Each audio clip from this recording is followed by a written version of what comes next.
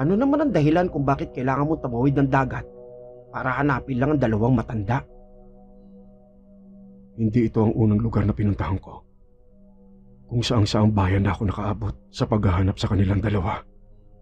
Ang totoo niyan, Conrad, mahigit 1 taon na nakakaraan nang mapatay ang mag-ina ko. Ano? Grabe naman. Huwag mo sana mamasamain.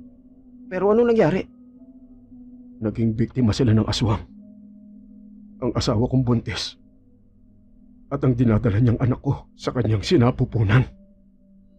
Napansin ni Conrad na biglang nangilid ang luha sa mata ni Lorenzo. At napansin din ito ang pagngalit ng kanyang bagang.